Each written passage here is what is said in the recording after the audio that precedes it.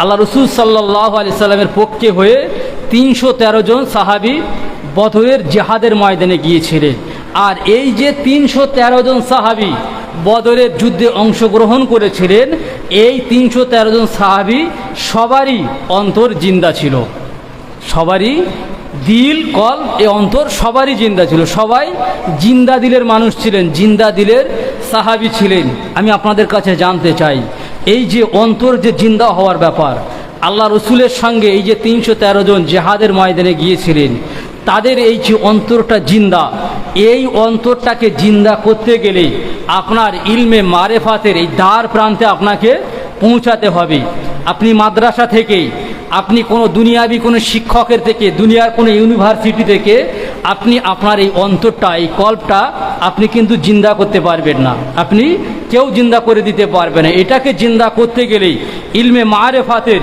এই লাইনে যারা আছেন, যারা নিজেদের অন্তরকে জিন্দা করেছেন, কিভাবে জিন্দা করেছেন, একজন হাক্কানি পীর মাশায়েখের দরবারে বছরের পর বছর, বছরের পর বছর রিয়াজাত করে, মুশাহাদা করে, গোলামি করে, মোরাকাবা মুশাহাদা করে তার অন্তরে যে খারাপ জিনিসগুলো আছে, অন্তরে যে নোংরাগুলো আছে, ওই নোংরাগুলো সে কী করেছে, তার পীর মাশায়েখ যে জিকির তসবিহ তাহলিলগুলো দিয়েছে সেই হুকুমগুলো পালন করেছে। এবং তার যে হাক্কানি মাশায়েখ, ওই হাক্কানি মাশায়েখ 30 বছরের জমানো ওই গোনাগুলো, 40 বছরের জমিয়ে রাখা ওই পাপগুলো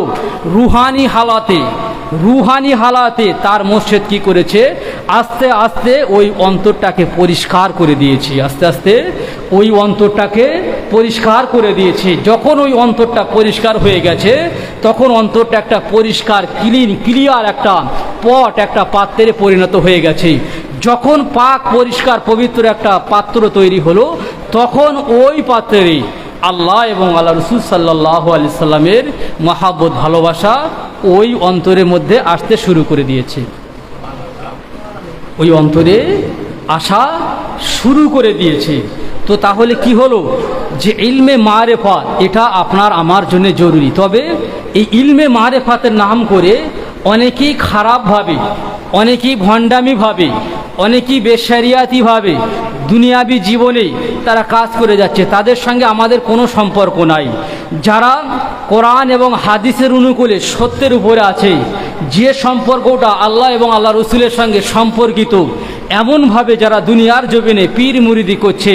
যারা এমনভাবে মানুষের অন্তরে আল্লাহ আল্লাহ রসুলের নূর যার মধ্যে প্রবেশ করে দিচ্ছে, ঈমান যার মধ্যে প্রবেশ করে দিচ্ছে, এই রকম হকের উপরে যারা আছে, এই রকম সত্যের উপরে যারা আছে, ওই সমস্ত ব্যক্তিদের সঙ্গে আপনার আমার সম্পর্ক রাখতে হবে। ওই সমস্ত বান্দা, ওই সমস্ত ব্যক্তির সঙ্গে সম্পর্ক রাখতে হবে। চাই সেখানে 5 জন লোক থাক, 15 জন থাক, আর 1000 থাক, আর লাখ লোক থাক, যেখানে গিয়ে কোরআন এবং হাদিসের সঙ্গে মিলে যাবে, যেই জায়গায় গিয়ে কোরআন এবং হাদিসের সঙ্গে মিলে যাবে, ওটাই হলো সঠিক পথ, ওটাই হলো সঠিক রাস্তা। এবং সেই জামায়াতের অন্তর্ভুক্ত যদি আপনি হতে পারেন, যে জামায়াতের সম্পর্ক হিজবুল্লাহ, অর্থাৎ আল্লাহর দলের সঙ্গে যার সম্পর্ক আছে,